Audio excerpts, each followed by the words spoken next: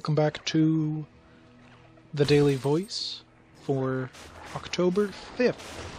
This is Topaz with Voice to the Void. So, right off the bat, Kixeye that we had talked about last time has now definitely dealt with the problem, and it apparently was a definite problem because they fired 4 individuals after that racism comment that we talked about last time. Very interesting to end up seeing the reaction to that, and it's a very modern response showing that it's still prevalent in the industry today, well, cross industries really. There's also the rumor that on October 25th the Windows 8 Surface tablet is going to be revealed by GamesIndustry.biz. It would be very interesting to see how this is going to be going and how they tend to market this, because Apple has just actually had the App Store down, which is sparking more rumors about the App Mini that I talked about last time as well, and whether there's going to be content coming up about that. It'll be very interesting to see how these things are changing and how things are going to end up happening. Speaking of rumors and hearsay, Pandaria, Mists of Pandaria World of Warcraft is apparently back over 10 million users worldwide. This is a very deceptive number, however, because it's 10 million users of World of Warcraft worldwide.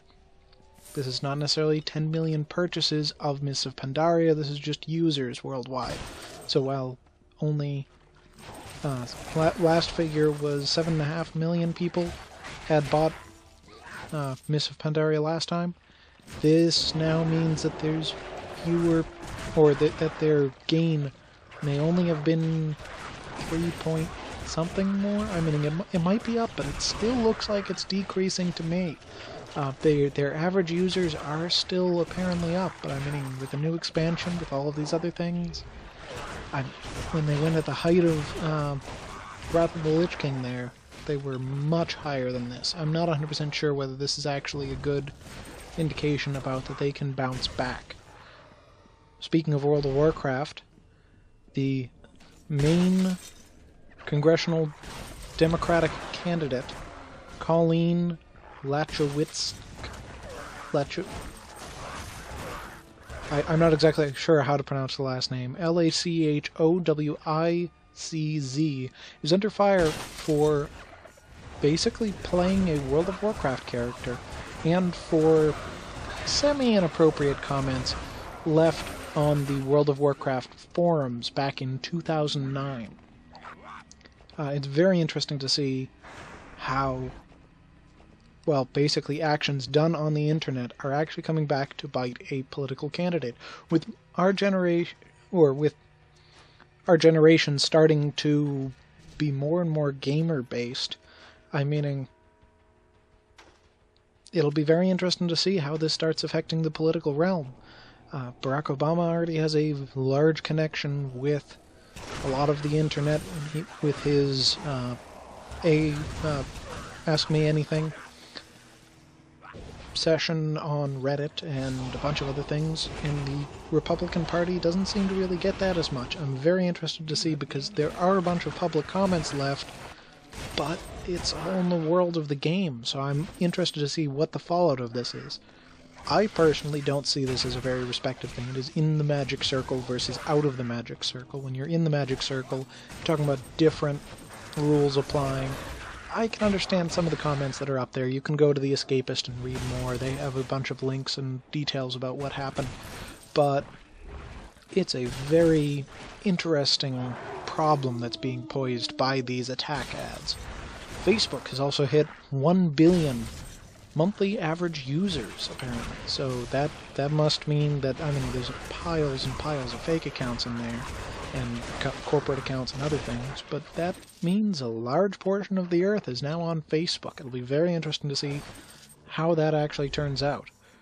Curt Schilling is also paying for his 38 Studios mishap with his treasures and other collectible assets possibly being sold off as collateral for the loans that he owes money for still, that he personally guaranteed. Now, most of the loans, he still has an estimated 10 million, according to The Escapist, that it is still needing to be paid off. It's not exactly sure what's going to happen with that, and he does say that he's basically emptied his bank accounts just trying to get 38 studios off the ground.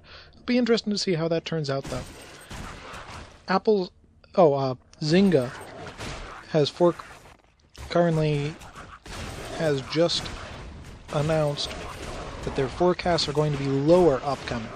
So their stock prices are definitely going to take a hit, and I think they see the writing on the wall that their organization isn't quite there yet. They're not able to capitalize on their predicted strategy, and it's really not that surprising. I mean, their strategy still has something to be desired, and now that Facebook is basically moving into the same realm as them, except that they're also on mobile, that's going to be a really tough hit to take. I mean, Zynga's going to have to do something much more interesting, much more cross-platform, if they're going to be able to compete with that.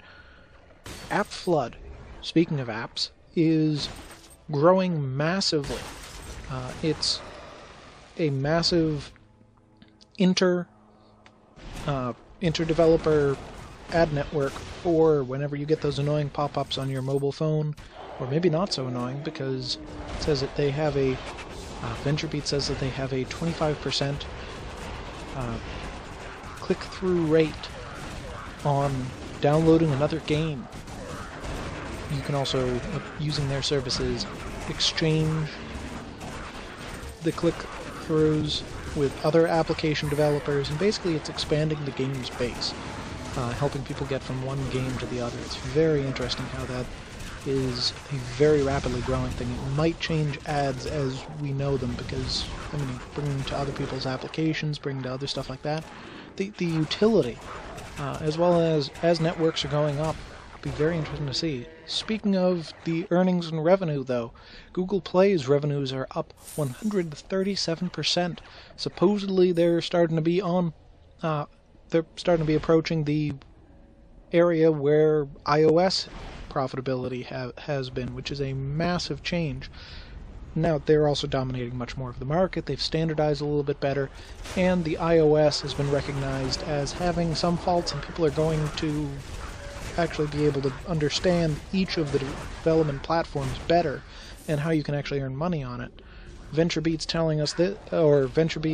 was telling us about App Flood, and App Annie is now telling this about Google Play. It's very interesting to see how that change is going to go, because it means that it's now a choice for other reasons than, well, money, choosing to support Android. Now it's an actual choice between them, and just what's better for your game. What is your game better set up for?